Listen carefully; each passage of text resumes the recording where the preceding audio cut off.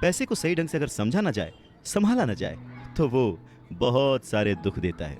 तो बस इसी पैसे को समझने और इसे संभालने की कला के बारे में आज हम चर्चा करेंगे। यानी कि हम बात करेंगे रॉबर्ट टी कियोसाकी की लिखी book rich dad poor dad की। इस किताब के इंट्रोडक्शन में मैं कुछ और बात कहूं, उससे पहले मुझे डॉक्टर एड कोकेन की एक बात याद आती है। लिखते हैं कि रिच डैड पुअर डैड अमीरी का शॉर्टकट नहीं बताती, ये सिखाती है कि आप पैसे की समझ कैसे विकसित करें, किस तरह से अपने पैसे की जिम्मेदारी निभाएं और इसके बाद किस तरह से अमीर बने।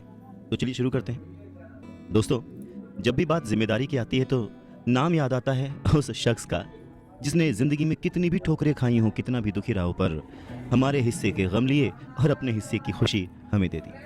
पिता। जेब खाली हो फिर भी मैंने उन्हें मना करते नहीं देखा। जेब खाली हो फिर भी मैंने उन्हें मना करते नहीं देखा। अरे मैंने अपने पिता से ज्यादा अमीर इस दुनिया में कोई इंसान नहीं देखा।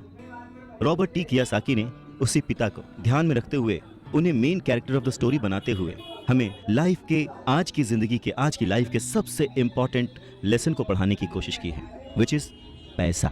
जी हाँ, हम बचपन से लेकर जवानी तक सिर्फ मार्क्स के पीछे भागते रहते हैं। हमारा जो एजुकेशन का पैटर्न है, पढ़ाई का तरीका है, हम बचपन से सिर्फ यही सुनते आए हैं कि पढ़ो पढ़ो पढ़ो और पढ़ो, और एक लेवल तक पहुंचने के बाद, एक एज तक पहुंचने के बाद डिसाइड करो कि अब क्या करना है।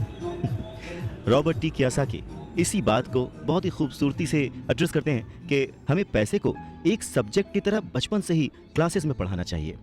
अगर आज पढ़ाई का मतलब, जिंदगी में सफल होने का मतलब ज्यादा पैसे कमाने से है, तो क्यों ना उस पैसे को सही ढंग से मैनेज करने का गुण हमें बचपन से मिले।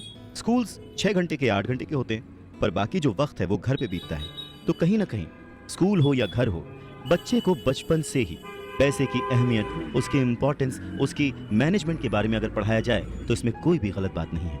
मुझे लगता है कि ये बात कहीं ना कहीं मिसिंग थी। शायद कई सालों से ये जद्दोजहद है कि इसे शुरू किया जाए, इसे समझाया जाए। बहुत सारी फिल्में बनी हैं इस पर, लेकिन आज भी हम मार्क्स मार्क्स और मार्क्स के पीछे ही भागते हैं। अगर हमें पैसे को सही ढंग से मैनेज करने की कला आ जाए, अगर हमारी समझ डेवलप हो जाए, तो मुझे लगता है कि जो आजकल के बच्चे हैं वो बड़े जब होंगे तो वो खुश रहेंगे। इंसान को कंप्लीट करने के लिए उसका परिवार, उसके अपने, उसके दोस्त, उसका रहन सहन सब बहुत ज़रूरी होता है। ये तो नहीं कह सकते कि पैसा ही सब कुछ है, पर हाँ, सब कुछ पाने के लिए पैसा ज़रूरी है।